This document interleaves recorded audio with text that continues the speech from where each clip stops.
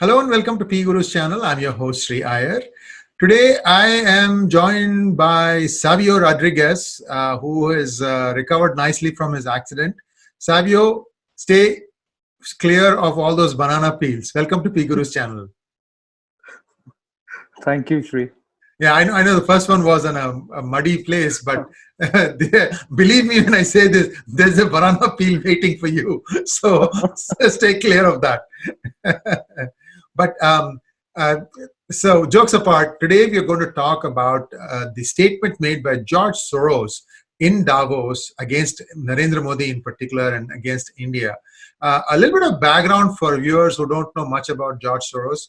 Soros made his first billion betting against the British pound. In fact, he brought about the downfall and the subsequent resignation of John Major.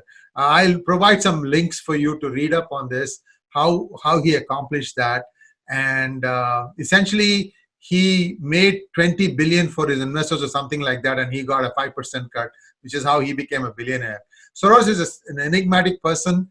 He has also been accused of tampering with Thai currency as well as the Malaysian currency, and it has been suspected all along that Soros also plays with Indian currency markets, because if you look at it, nobody in Indian finance department can explain what is the basket of currencies against which the rupee is pegged. It seems arbitrary, the weights keep changing. I've asked this question to many people. Somehow this is like a safely kept secret. All we know is the rupee just keeps on sliding down, and it doesn't have to. But that's a topic for a different day. Savio, welcome to PGurus channel. Thank you, Sri. So Savio, you were one of the few who took objection to what George Soros said. What exactly do you find objectionable about him? I mean, he could be trying to bring about a forced devaluation of the Indian rupee for all you know. Well, to be honest, whatever tracking I've done of George Soros over the last couple of years, and I have been tracking him for a couple of years, in my opinion, a person like George Soros is actually an economic terrorist. Let me say that again. George Soros is an economic terrorist. He plays with the currencies, he plays with the markets, and he ensures that the currencies, the nations that he is targeting, actually reach a really poor economic situation. And that is really the game plan of George Soros. And that is what he's been doing for years. He is, I repeat, an economic terrorist. So when an individual like George Soros at the Davos, in front of 65 representatives of the world, takes a stand against India, takes a stand against Kashmir, and portrays India to be, attacking the Muslims with the information that he put out, only goes to show that the intent of George Soros is to actually create a communal divide in India between the Hindus and the Muslims, and to actually create chaos. You see, a progressive India is harmful for people like George Soros. So he will want to beat India down. And the only way to beat India down is by creating discord, thereby ensuring that economic activity does not take place in India. Well, there are many people who are, vested in that sort of a theory where, a growing economy, they want to keep that struggling so that they can continue to, influence that country. I mean, I would say that, given a choice, not just US, but even, smaller countries, even France and Britain might have tried to do that for India. Now, in this whole thing, I see one issue with the Indian side of the narrative. Sure, somebody is taking pot shots at you. How do you fight back? How do you tell him that we are fine, this is an internal matter, thank you very much? I don't think I have seen any rebuttal of a point-by-point rebuttal to what Soros said from the MEA. Have you seen anything? No, I haven't. And unfortunately, that's the sad part of it. You see, as soon as George Soros made the statement, the Indian government should have rebutted the statement. But however, if you look at the last several months, with the anti-CAA protests going on across the country, with the creation of this thought that the Muslims are in danger in India, very, very few people from the Indian government have actually taken on the propagators of such, misinformation on the CAA, on the NRC, and the NPR. So I'm obviously not surprised that they never said anything to George Soros. The normal logic given by some in the Indian government is that, why should we give him importance? And I find that absolutely ridiculous, simply because you have somebody on a national platform whipping you with lies, and the world has picked up what he has said because he is a US billionaire and he's got some level of control on media, and there's not a single statement from the Indian government or any action from the Indian government against his misinformation. If you understand what he said in those few lines that he said, he's primarily saying that India is a Hindu nationalist state and the Muslims are in danger in India. And that is the most absurd statement to make, simply because Hindu, Muslims, Christians, Sikhs, Parsis live in harmony in India. Where is the communal discord?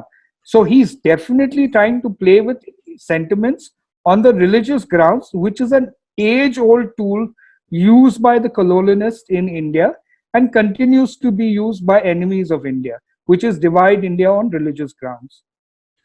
Absolutely. And see, if you look at George Soros, he's a dyed in the wool Democrat. He is espousing democratic causes, and I have said this in the past, and I'll say it again. The same playbook is being repeated by, I would say, Qatar-funded Muslim Brotherhood and some other organizations in 3 different countries. They tried it in India in 2019, failed. They tried the same thing in UK by supporting the Labour Party. That failed too, spectacularly, I might add. And now they are doing the same thing with Democrats. See who are the ones making the most amount of noise about India and Kashmir. These are Indian Americans. Pramila Jayapal, Ro Khanna.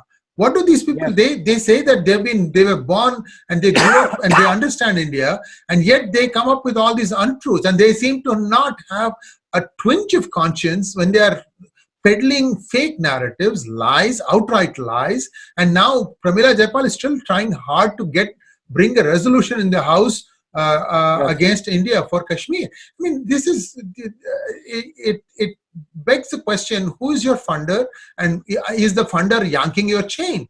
I mean, I would definitely not want to see Pramila Jayapal come back. And she's representing areas where people who work in Amazon and Microsoft are living. So I hope that they see reason to all that.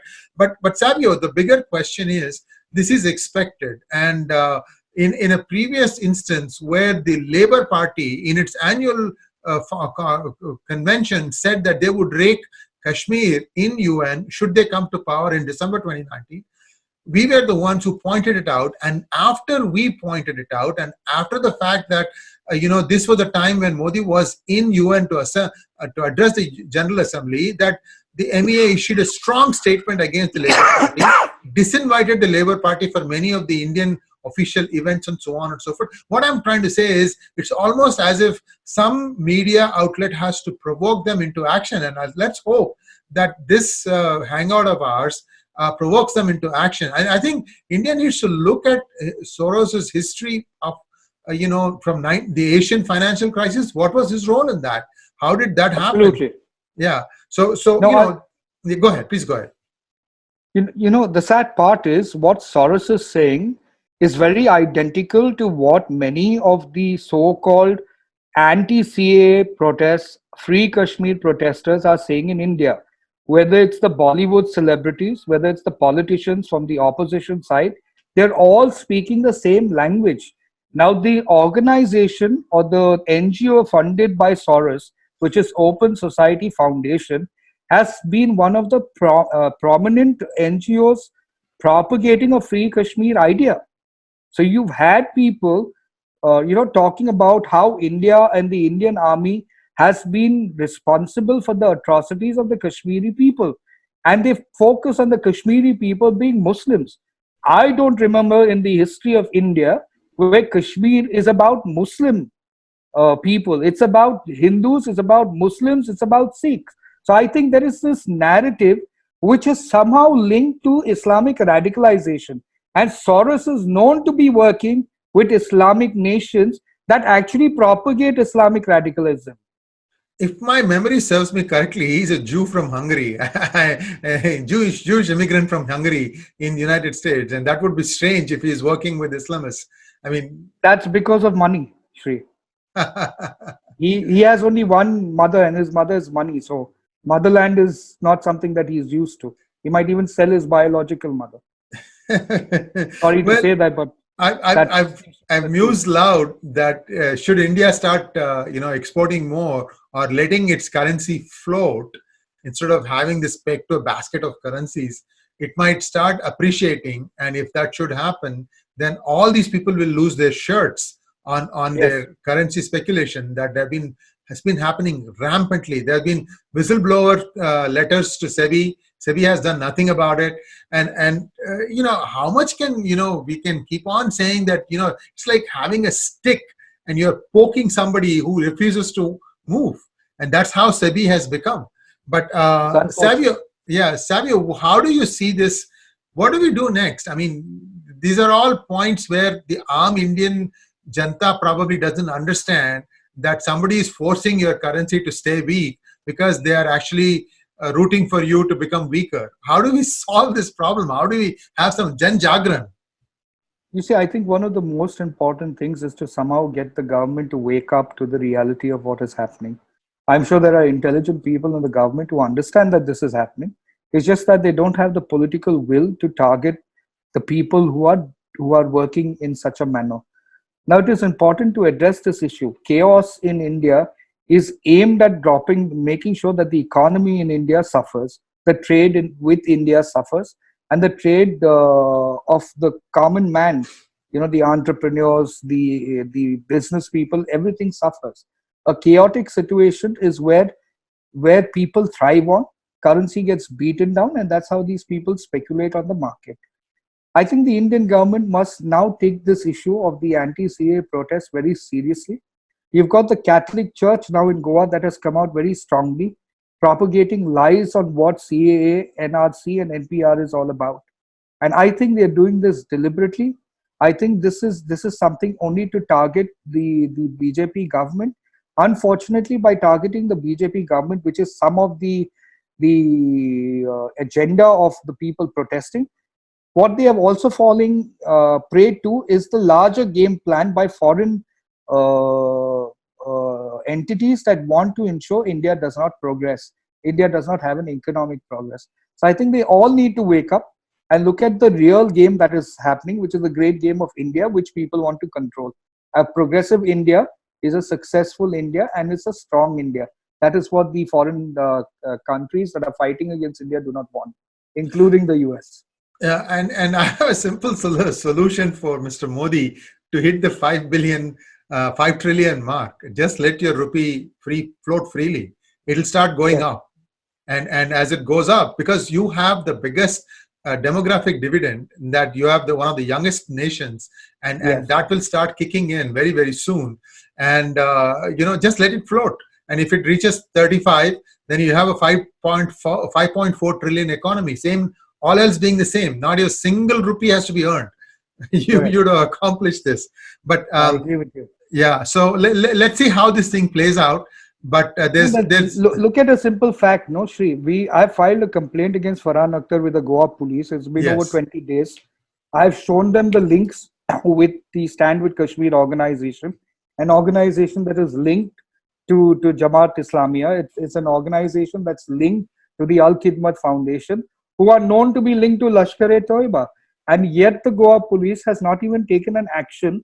Besides accepting my complaint, they have not even bothered to file an FIR or to forward the complaint to NIA in order for NIA to investigate the links of the Bollywood celebrity Farhan Akhtar with these organizations. Because if you remember clearly, Farhan Akhtar's distorted map on India, which excluded Kashmir, featured a logo called Stand with Kashmir.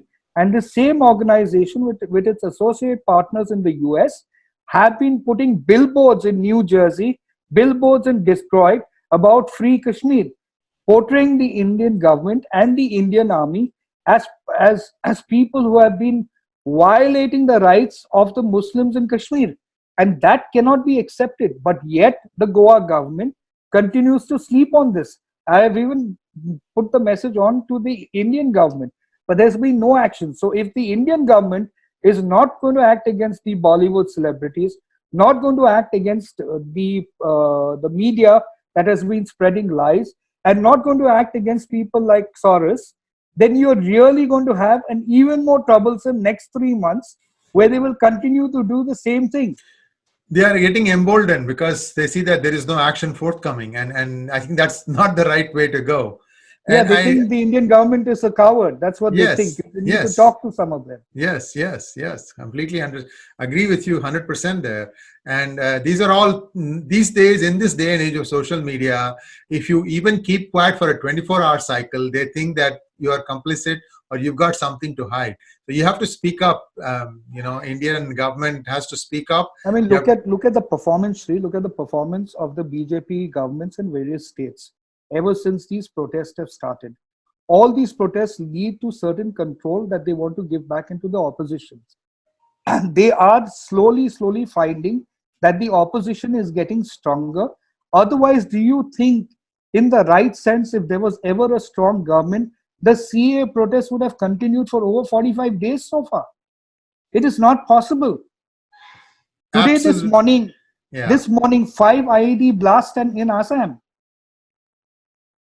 And Assam is the same state that moron from JNU, the Shaheen Bagh person, was saying that we will divide Northeast, divide Assam. And this morning you have 5 IED blasts in Assam.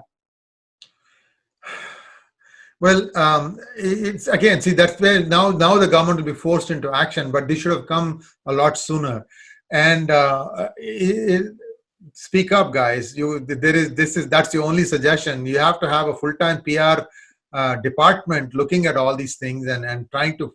I'll tell you, Shri, I have this intrinsic sense that something big is going to go wrong in the country. I don't know which part of the country it's going to go wrong, but the Islamic radicals, and I've been tracking them for quite some time, they have realized that they can play with this government, and they believe that this government, because it wants to keep an international image, will do nothing that is aggressive enough to go after them. And that is exactly what they're doing across. When the Catholic Church comes out and supports an initiative like this, knowing fully well that the CAA, the NRC and the NPR is not against any Indian, and the government is well within the rights to do something like this as per the existing laws, why do you think these people are coming out? They're coming out because the government cannot counter their narrative. They've suddenly tasted blood, and they believe they can suck more blood out of the people of India. And that is exactly what is happening. And if somebody tells me, oh, well, it's all for the electoral calculus of a small puny state called Delhi, I'm just going to laugh, because no, it's not for that. So it's what is the point in then going through quickly and coming out with abrogation of 370 and then the Ram Mandir and so on and so forth, and now you are stalled on a fairly routine stuff like the CAA. What is the? So I don't understand that. So I hope that people watch this thing and start asking some difficult questions to you have to move. Let me point out a very, very obvious fact, Sri. Everybody is protesting on the NRC and the NPR. Now, Section 14A of the Citizenship Act of 1955 clearly dispels everybody's misconception on what the government can do with regards to NRC and NPR. The CAA's document itself clearly dispels what the purpose of that special provision is all about. Why do you think these people are still harping on the same thing? Because the government has not been able to take the message of the truth behind these three important laws and acts to the people at a grassroots level at the right time. That is why the opposition has got a foothold into the door to create chaos. Every single track is about an Azadi fight. It is not about these laws. It is about an Azadi fight. Azad Kashmir, Azad Northeast, Azad Assam. That's exactly what it is. So it is chaos. It's taking the large Muslim population in India, supported by a few of the Hindu population and Christian population that hate the BJP and their supporters, to turn it into a chaos. The people at a ground level don't even know that they are pawns in a larger game. And the larger game is to destroy the communal harmony that India has and to beat down the Indian economy. That's the truth of everything that is happening. I couldn't agree with you more, and let's we will keep pointing out all these things, and I'm surely somewhere something is going to happen, I hope that your prophecy doesn't come true, because that does cause a considerable amount of pain to innocent people. Thank you very much, Savio. You're most welcome. Thank you, Sri. Yeah, I'm sorry, if you wanted to add something, feel free. It was a very strange premonition I had yesterday. After watching to this gentleman who's the leader of the Shaheen Bagh protest, right, that there was going to be something that would have happened today morning somewhere. And when I woke up, that is exactly what has happened in Assam. You see, this is something that is going to be like a domino effect. Right. And in the domino effect, you might, while you're focusing on Kashmir, which you should be focusing, it has opened the rest of India now to a problem that they might not see. So you will have these skirmishes. You might even have such bomb blasts happening at different intervals in different places in India where they want to create a problem. Yes, yes. And I hope intelligence has picked up some of it, and I hope they pick up some more of this information. And prevent these from happening in the future. Yes. Thank you very much, Savio. You're most welcome, Sri. Take care. Bye. Yeah, we'll be back with more such things. Bye-bye. Bye.